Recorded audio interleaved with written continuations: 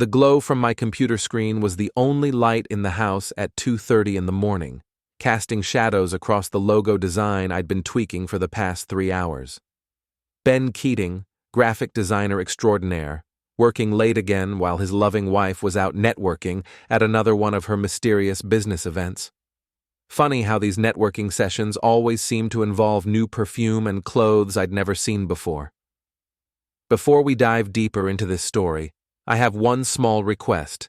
Please subscribe, drop a like, comment, and hit that hype button to boost this channel so more people can discover these incredible Reddit stories. I heard Megan's key in the front door, followed by the careful click of her heels on our hardwood floors. She was trying to be quiet, which was rich considering she'd been anything but subtle about her recent behavior changes. The woman who used to come home chattering about every mundane detail of her day at the social media firm now offered nothing but vague mentions of late meetings and client dinners. "You're up late?" she said, appearing in the doorway of my home office.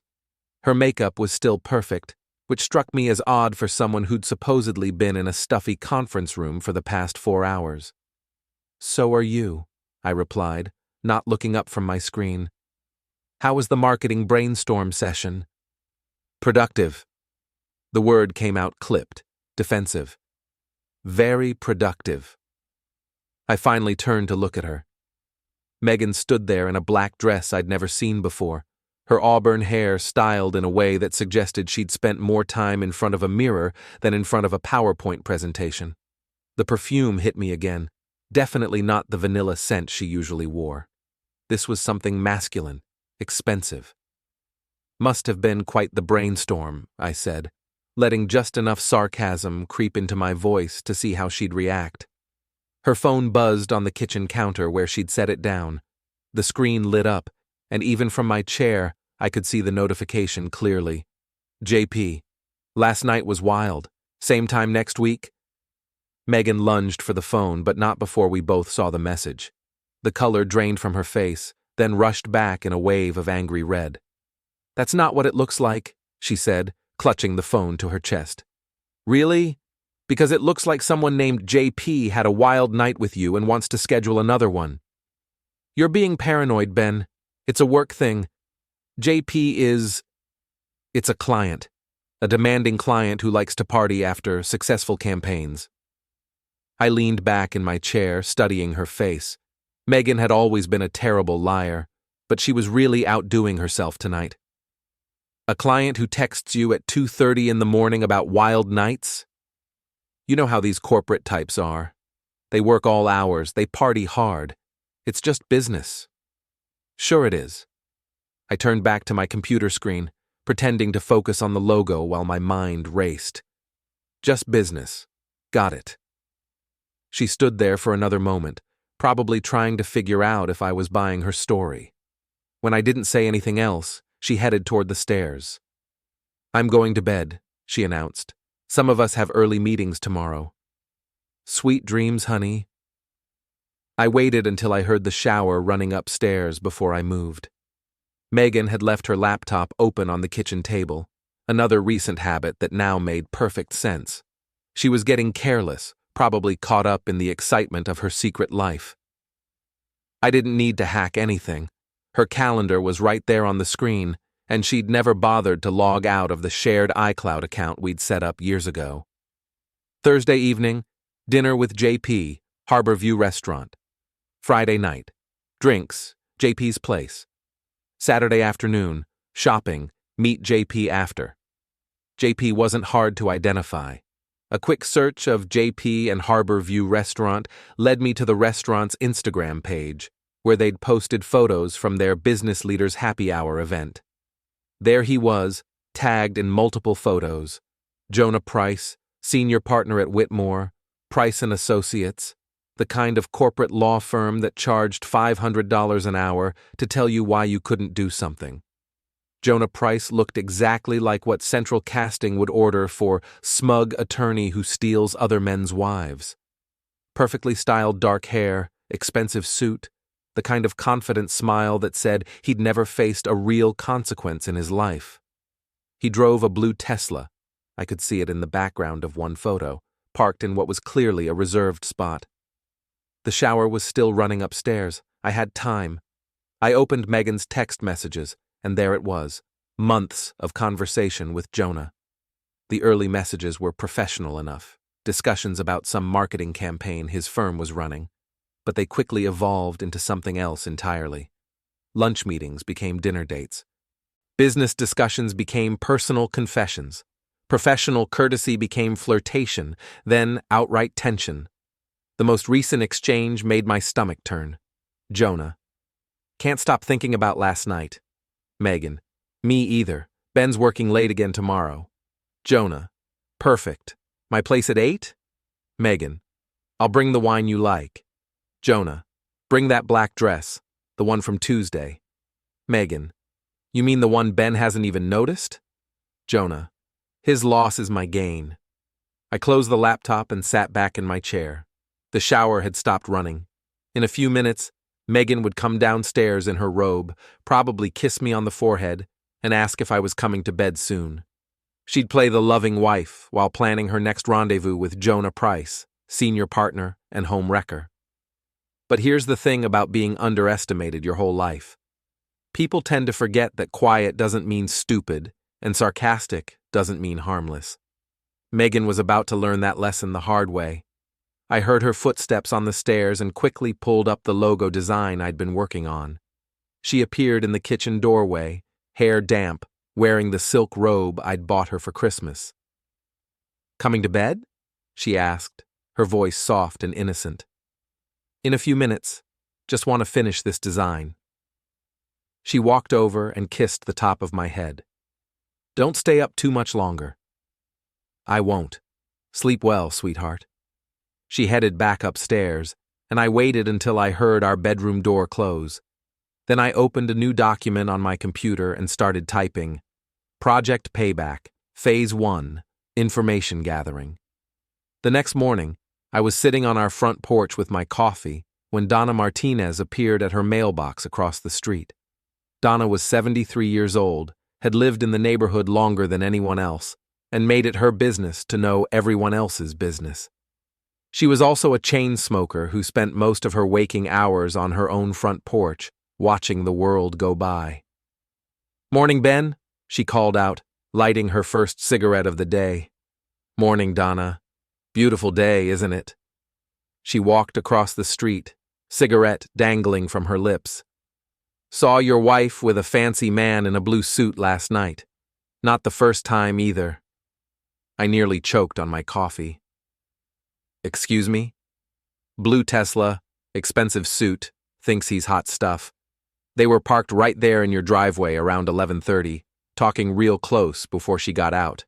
Happened 3 times this week." My sarcasm faded as the reality hit me. This wasn't just text messages and secret meetings. Jonah Price had been to my house. He'd been in my driveway, probably laughing about the clueless husband inside. "Well," I said, setting down my coffee cup, "isn't that just the cherry on top?"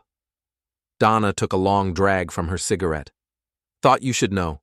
Man's got a right to know what's happening in his own driveway." "Thanks, Donna. I appreciate it." She nodded and headed back across the street. I sat there for another few minutes, watching the morning traffic and thinking about blue Teslas and expensive suits and wives who thought they were smarter than everyone else. Megan appeared in the doorway behind me, dressed for work in an outfit I'd definitely never seen before.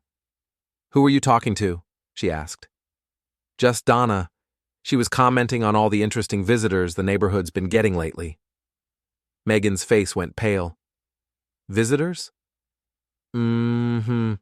Apparently there's been a blue Tesla in our driveway several times this week.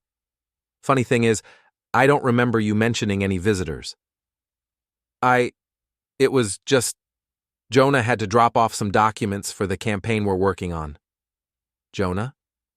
"The client I told you about, J.P. Jonah Price." "Ah, right. The one who likes wild nights and business meetings at 2:30 in the morning." She grabbed her purse and keys. "I'm late for work. Have a great day, honey. Try to keep the wild business meetings to a minimum." She slammed the door behind her, and I smiled for the first time in weeks. The game was officially on. Tyler Chen had been working at my design shop for 2 years, and in that time, he'd proven himself to be loyal, creative, and completely incapable of keeping his mouth shut when he was excited about something, which made him the perfect partner for what I had in mind. "So, let me get this straight," Tyler said, leaning against my desk while I pretended to review client files. "Your wife is cheating on you with some lawyer, and instead of confronting her, you want to— What exactly?" "I want to gather information. Knowledge is power, Tyler, and right now, I'm operating from a position of ignorance." "But why not just confront her? Show her the texts, tell her you know?" I looked up from the files. "Because confrontation implies that I'm willing to negotiate, that maybe we can work this out, go to counseling, rebuild our marriage.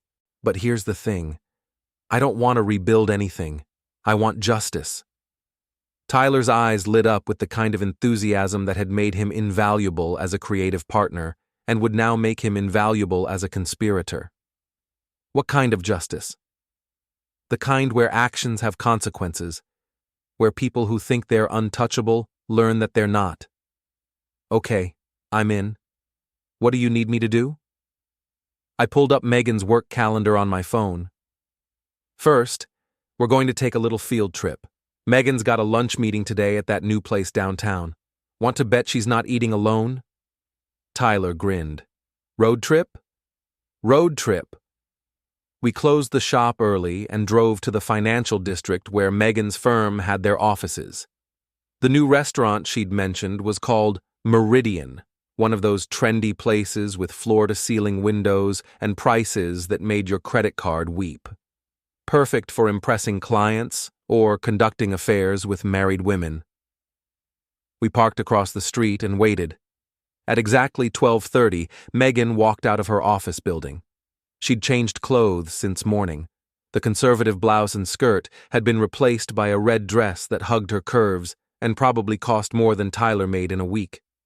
"Damn, boss, your wife's got style." "That dress is new. Bought it with our joint credit card, I'm sure." 5 minutes later, a blue Tesla pulled up to the curb. Jonah Price got out, and I had to admit the man knew how to make an entrance. He was tall, probably 6'2", with the kind of athletic build that suggested expensive gym memberships and personal trainers. His suit was perfectly tailored, his smile was perfectly practiced, and his handshake with my wife was perfectly inappropriate for a business meeting. "That's him?" Tyler asked. "That's him." We watched them walk into the restaurant together. Jonah's hand was on the small of Megan's back, guiding her through the door. It was a possessive gesture, intimate in a way that made my jaw clench. "So what now?" Tyler asked. "Now we wait, and we learn." We spent the next hour watching through the restaurant's windows. Megan and Jonah were seated at a corner table, leaning close together, laughing at things that were apparently hilarious. At one point, Jonah reached across the table and touched Megan's hand. She didn't pull away. "This is painful to watch," Tyler said. "This is educational," I corrected. "Look at their body language. Look at how comfortable they are together. This isn't a new thing, Tyler. This has been going on for months." When they finally left the restaurant, Jonah walked Megan back toward her office building. But instead of saying goodbye on the sidewalk, they ducked into the parking garage beneath the building. Tyler and I waited 15 minutes before they emerged, Megan's lipstick noticeably refreshed and Jonah's tie slightly askew. "Okay, that's definitely not business," Tyler said. "No kidding." That evening, I made my first real move. I waited until Megan was in the shower, then used the Find My iPhone feature to track her location. According to the app, she was at home, in our bathroom. But I knew that tomorrow night, when she claimed to be working late, that little dot would tell a different story. The next evening played out exactly as I'd predicted. Megan announced she'd be working late on a big presentation. The Find My iPhone app showed her leaving the office at 6:30 and heading straight to Harbor View, the upscale part of town where Jonah Price undoubtedly lived. I grabbed my camera and drove across town. Harbor View was exactly what I'd expected. Gleaming high-rise condos with harbor views and price tags that started at 7 figures. The Tesla was parked in the visitors section, and according to my phone, Megan was somewhere in the building above. I found a coffee shop across the street and settled in to wait. At 10:15, they emerged from the building together. Jonah had changed into jeans and a casual shirt. Megan was wearing the same clothes she'd worn to work, but her hair was mussed and her blouse was wrinkled. They stood by the Tesla, talking quietly.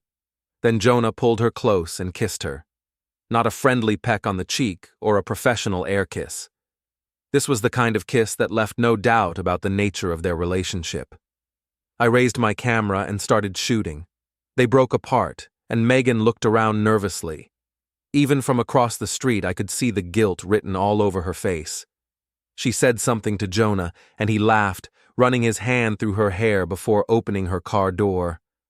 I got photos of the kiss, the intimate gestures, the guilty looks. But I wasn't done yet. After Megan drove away, I waited for Jonah to go back inside. Then I walked across the street to the parking garage. The Tesla was parked in spot 247, gleaming under the fluorescent lights. I pulled out my keys and walked slowly along the driver's side, letting the metal scrape against the paint in one long, continuous line from the front wheel well to the back bumper. "Nothing says love like a racing stripe, right, Jonah?" I muttered, stepping back to admire my work.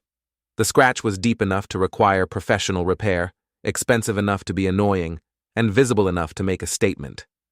I walked back to my car, drove home, and waited.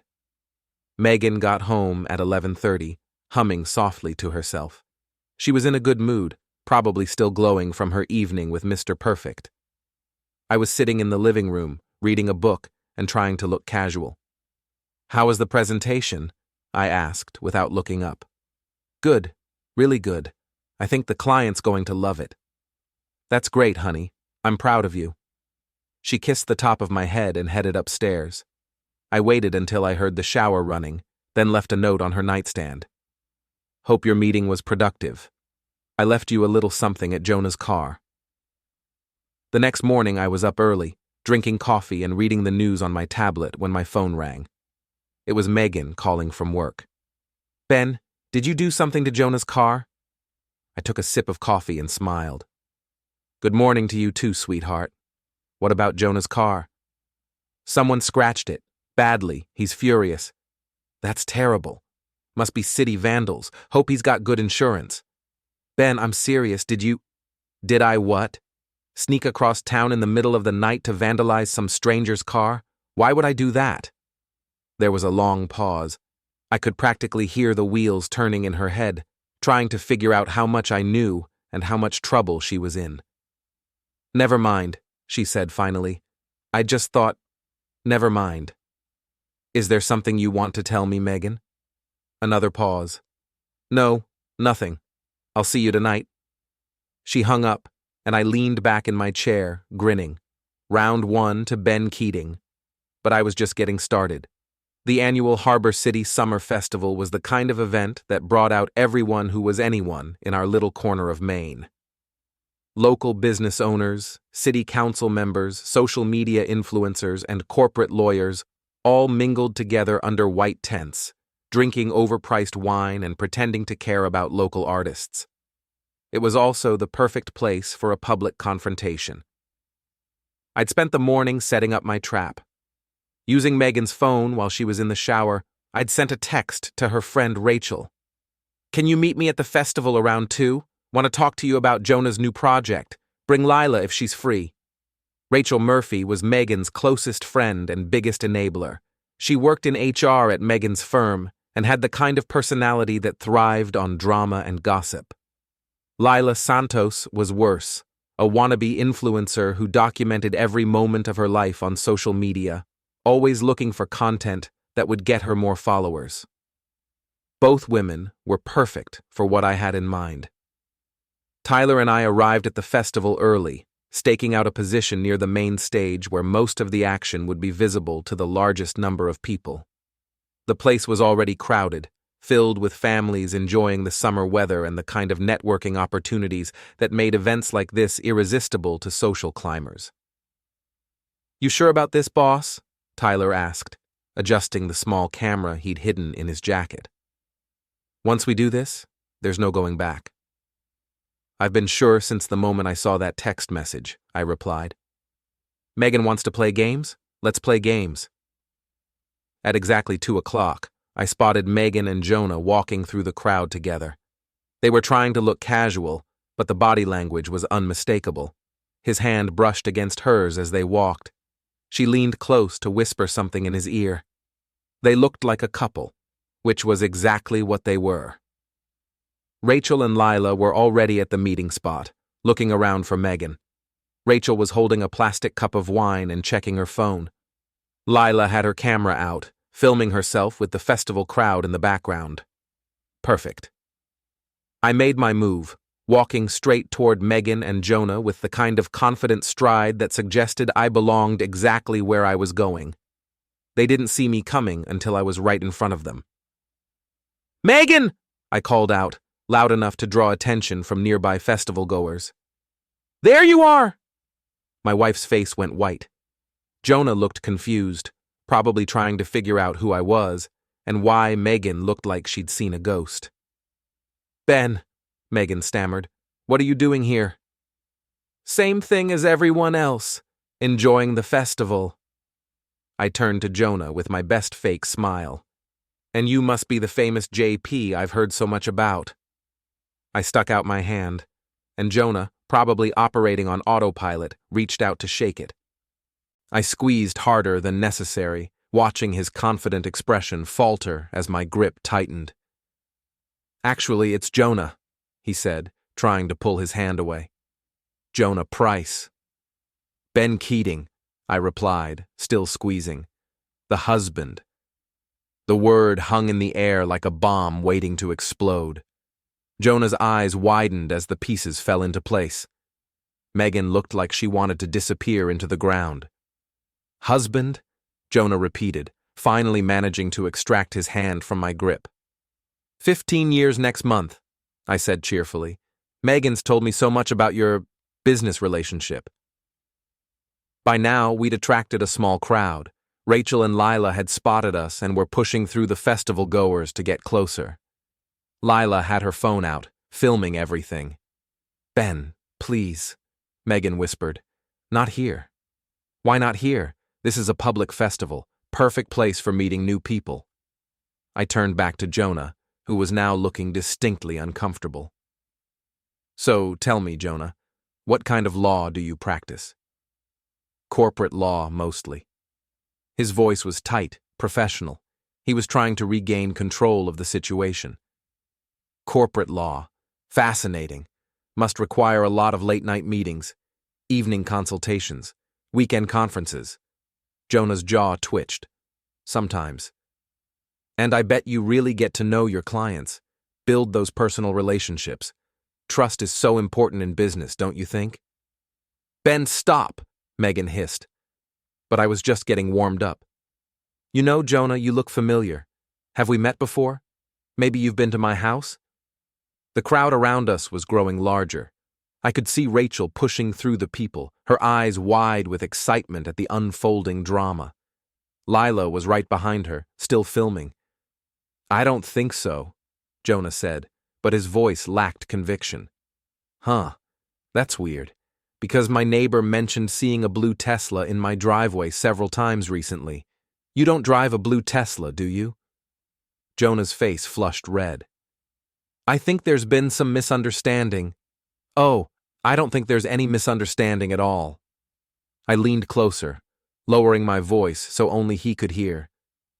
"You ever touch my wife again? I'll redesign your teeth."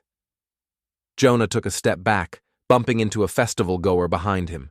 The crowd was pressing closer now, sensing drama and eager to see how it would play out. "Megan!" Rachel's voice cut through the tension as she finally reached us.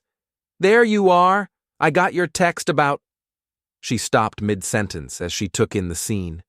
Megan's panicked expression, Jonah's obvious discomfort, my predatory smile.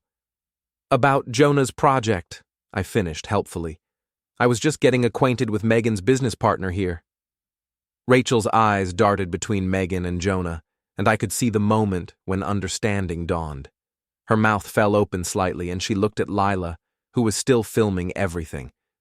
"Oh my God," Rachel whispered. "This is the guy you've been—" "Rachel, don't," Megan interrupted desperately. But it was too late. The words were out there, hanging in the air for everyone to hear. The crowd pressed closer, sensing that something juicy was about to unfold. Lila lowered her phone, her eyes bright with excitement. "Wait, is this the Jonah you've been texting about? The one with the—" "Shut up, Lila," Megan snapped. But Lila was already talking, her voice carrying across the crowd. "Oh my God, this is so awkward. Megan, you didn't tell me he was married." The murmur that went through the crowd was like electricity. Phones came out as people started recording. Conversations stopped as everyone turned to watch the drama unfold. Jonah looked around at the growing audience and made a decision. "I think I should go." "That's probably a good idea," I agreed. "Enjoy the rest of the festival." He pushed through the crowd, leaving Megan standing there alone, surrounded by curious faces and recording phones. Her perfect image was crumbling in real time, and everyone was watching. "Ben, please," she whispered. "Can we talk about this at home?" I looked around at the crowd, at Rachel's shocked expression, at Lila's phone still recording everything. "Nothing like a little sunlight to disinfect the rot," I said loud enough for everyone to hear.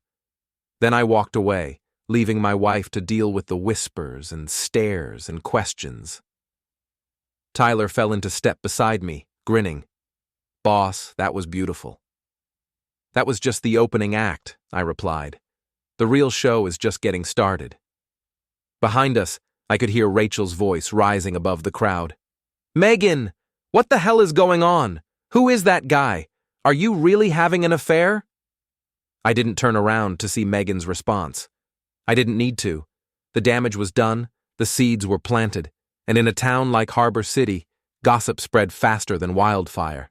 By tomorrow morning, everyone would know that Megan Keating was cheating on her husband with some hotshot lawyer. Her carefully constructed image as the perfect wife and successful businesswoman would be in ruins. And I was just getting started. The Rusty Anchor was the kind of bar that attracted people who wanted to drink without being seen. Located in the old industrial part of town, it catered to dock workers, mechanics, and the occasional businessman looking to slum it for a few hours. It was also where Old Man Rourke held court every evening, dispensing wisdom and gossip in equal measure. Rourke had owned the bar for 30 years and made it his business to know everyone's secrets.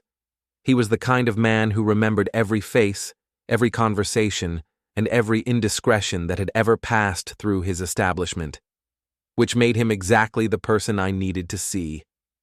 I found him behind the bar, polishing glasses and watching the evening news on the television mounted in the corner. He was somewhere in his 70s, with gray hair and the kind of weathered face that suggested he'd lived through more drama than a soap opera writer could imagine. "Ben Keating," he said, without looking up. "Heard you caused quite a stir at the festival yesterday." News travels fast. Always does in a town this size, especially when it involves pretty wives and fancy lawyers. He set down the glass he'd been polishing and looked at me directly. "What can I do for you?" "I need information. Information costs extra." I pulled out my wallet and laid a $50 bill on the bar. "What do you know about Jonah Price?" Rourke pocketed the money and poured me a beer. "Price comes in here sometimes, usually with clients trying to impress them with how down-to-earth he is. Tips well, drinks expensive scotch, and thinks he's smarter than everyone else in the room. What else? He's got a reputation, likes married women, especially ones with something to lose. Your wife isn't his first conquest, if you know what I mean." The beer turned sour in my mouth. "How many others?" "3 that I know of. Maybe more. He's got a type. Successful, attractive, Married to men who don't pay enough attention to what they've got at home? I took another sip of beer, processing this information. Megan wasn't special to Jonah. She was just another conquest, another married woman to add to his collection. There's something else, Rourke continued. Price has been asking questions about you. What kind of questions? The kind that suggest he's not happy about yesterday's public introduction. He wanted to know where you work, what kind of man you are, whether you're the type to cause trouble. I smiled grimly. What did you tell him? I told him that Ben Keating is exactly the type to cause trouble, and that he'd be smart to stay away from other men's wives. I appreciate that. Don't mention it. I've got no love for men who break up marriages. I finished my beer and left another 20 on the bar. Thanks for the information. Ben, Rourke called as I headed toward the door. Be careful. Price has money and connections. Men like that don't like being embarrassed. Neither do men like me. I walked out into the cool evening air, my mind already working on the next phase of my plan. If Jonah Price wanted to know what kind of man I was, I'd be happy to show him. I didn't have to wait long for the demonstration. 2 nights later, I was leaving the Rusty Anchor around 11 o'clock when I noticed the blue Tesla parked in the shadows at the edge of the parking lot. Jonah was sitting behind the wheel, probably working up the courage to confront me. I walked toward my truck, making no effort to hide my awareness of his presence. Sure enough, the Tesla's door opened and Jonah stepped out.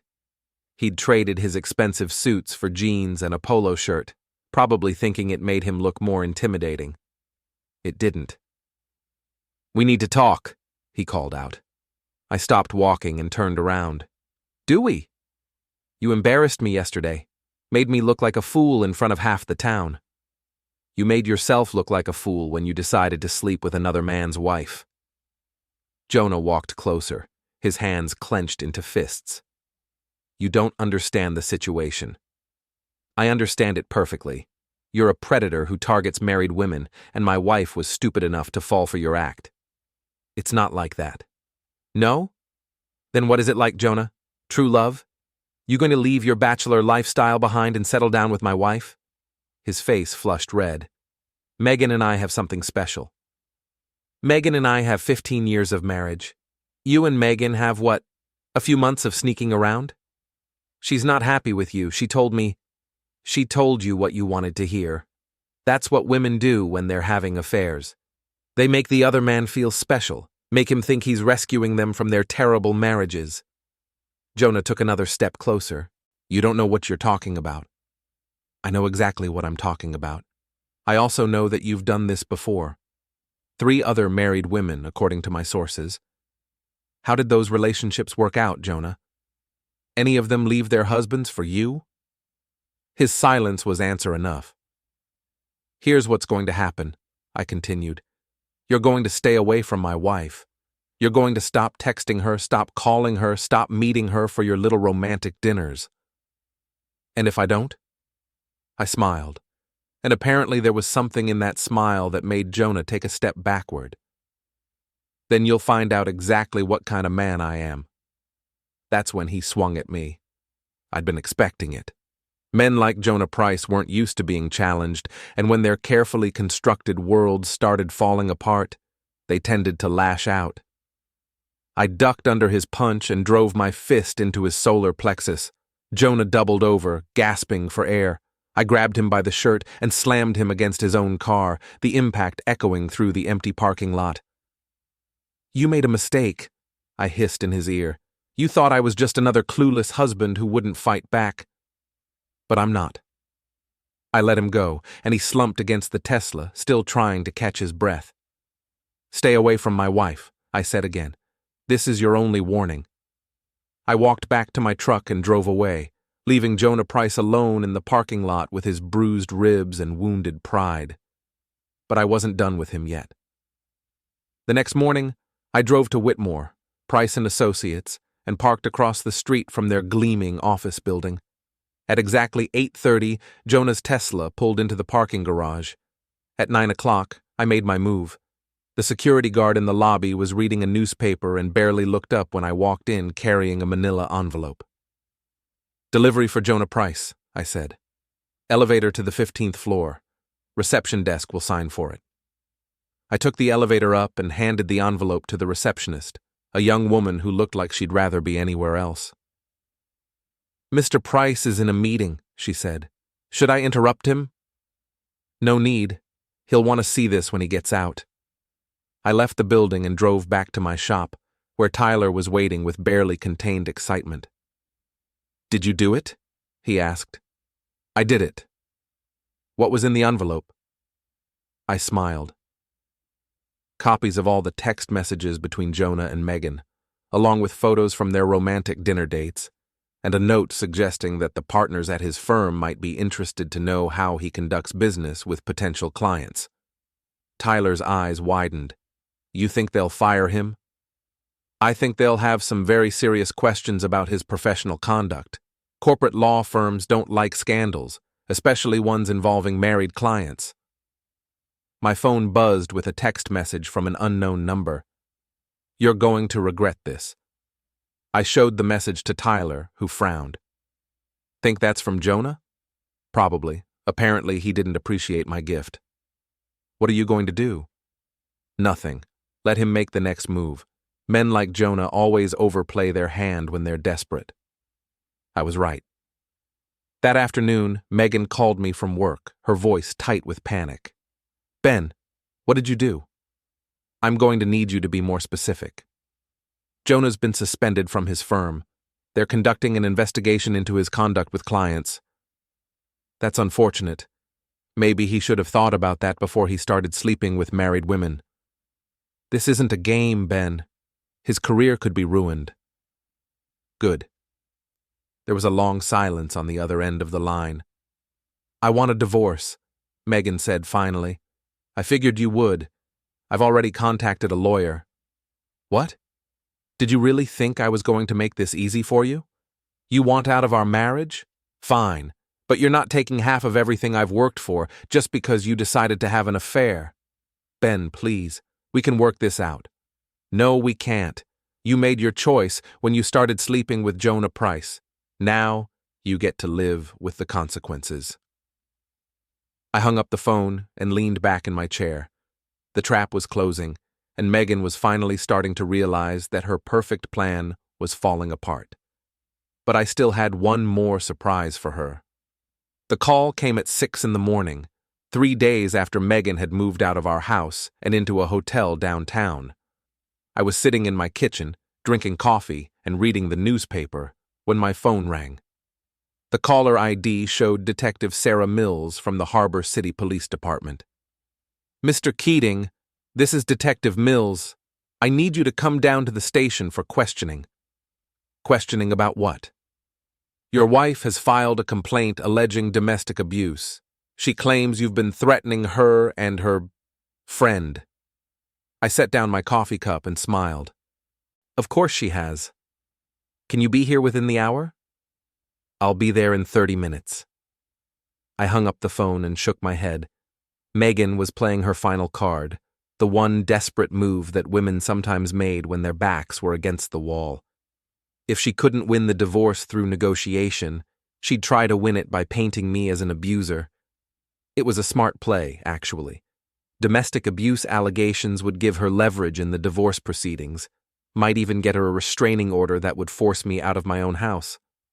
The problem was, Megan had always underestimated my ability to think 3 steps ahead. I drove to the police station and found Detective Mills waiting for me in an interview room. She was in her 40s, with graying hair and the kind of tired expression that suggested she'd heard every lie and excuse in the book. "Thank you for coming in, Mr. Keating. I want to ask you about some allegations your wife has made." "Fire away." "She claims you've been stalking her and Mr. Price, following them to restaurants, vandalizing his car, threatening him with physical violence." "Did she mention that she's been having an affair with Mr. Price for the past 6 months?" Detective Mills consulted her notes. "She says the relationship with Mr. Price is purely professional." I laughed out loud. Professional. Right. Detective, would you like to see the text messages between my wife and her professional colleague? I pulled out my phone and showed her the screenshots I'd taken of Megan's conversations with Jonah. Detective Mills read through them, her expression growing more skeptical with each message. "These are pretty explicit," she said finally. "They get worse. Want to see the photos I took of them kissing outside his apartment building?" I showed her those too. Detective Mills leaned back in her chair and studied me carefully.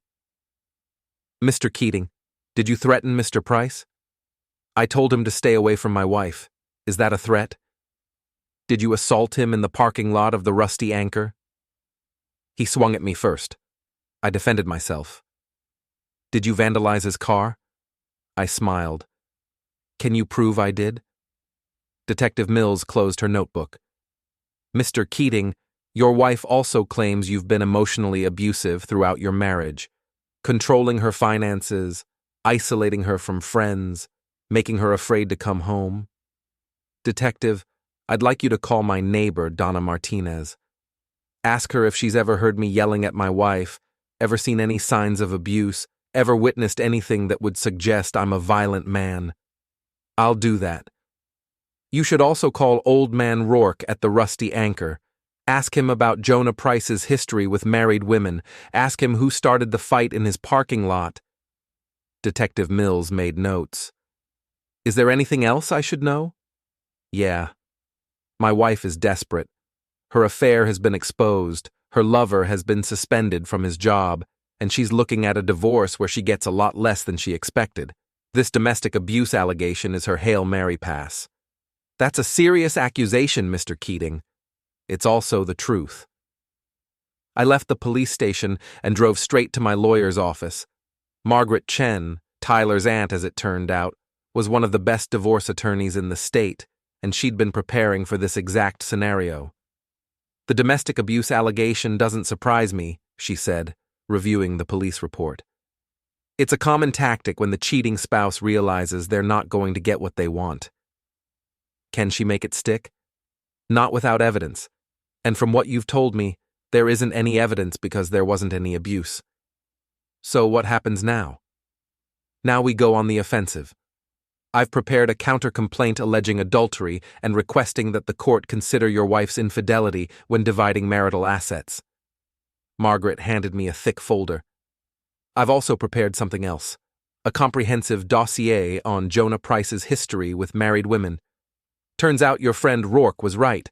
There have been at least 5 affairs that we can document, including one that resulted in a harassment lawsuit." I flipped through the folder, impressed by the level of detail.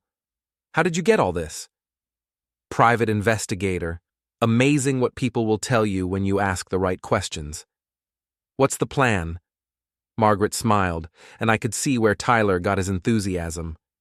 "We're going to destroy their credibility, both of them." The plan was elegant in its simplicity. Instead of just defending against Megan's accusations, we were going to attack. The dossier on Jonah would show that he was a serial predator who targeted vulnerable married women. The evidence of Megan's affair would demonstrate that she was a liar and manipulator who was willing to destroy her own marriage for a few months of excitement. But first, we had to deal with the immediate problem. That evening, I was working late at my shop when Tyler burst through the door, his face flushed with excitement. "Boss, you need to see this." He pulled out his phone and showed me a video posted on Lila's Instagram account. It was footage from the festival confrontation, but edited to make it look like I had been the aggressor. The caption read, "Local man threatens wife's business partner in violent outburst.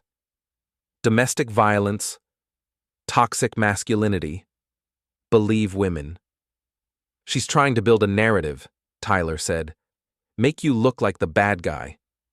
I watched the video again, noting how cleverly it had been edited. Jonah's obvious discomfort was portrayed as fear. Megan's guilt looked like victimization. My controlled anger appeared to be barely contained violence. "How many views?" I asked.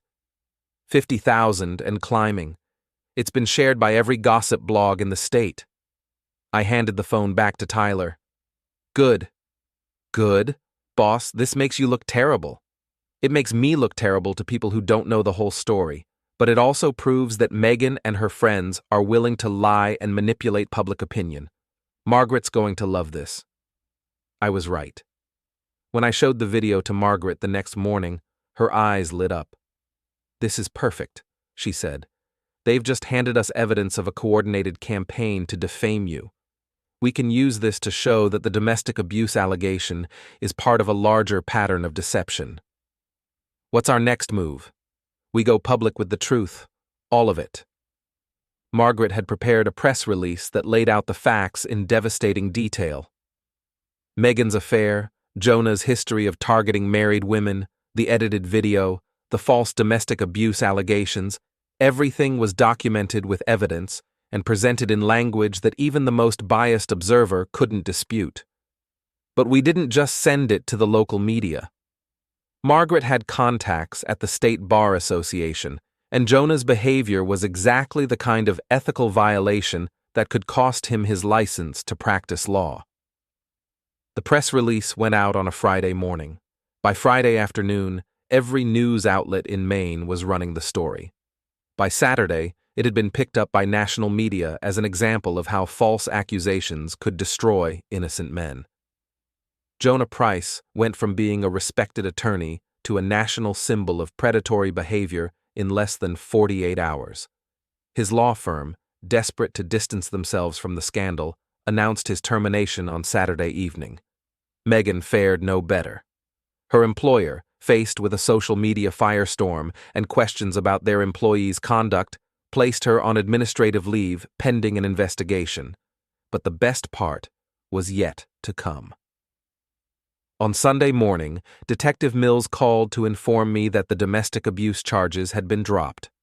Apparently, when faced with the mountain of evidence contradicting Megan's story, the district attorney had declined to prosecute.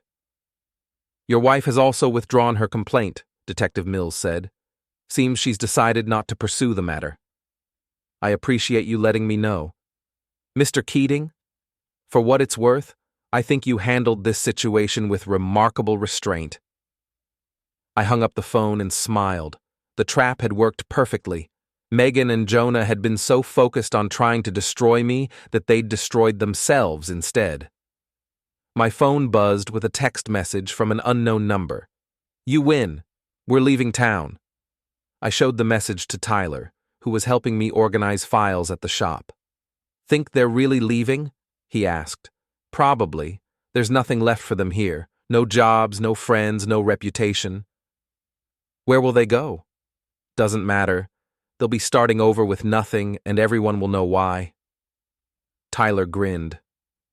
"Boss, you're kind of scary when you want to be. Only when people try to take advantage of me. Most of the time, I'm perfectly reasonable." "Most of the time?" "Most of the time." That evening, I drove past Jonah's apartment building and saw a moving truck parked outside. Through the windows, I could see boxes being loaded. Megan's car was parked nearby, packed with suitcases. I didn't stop to watch. I'd seen enough.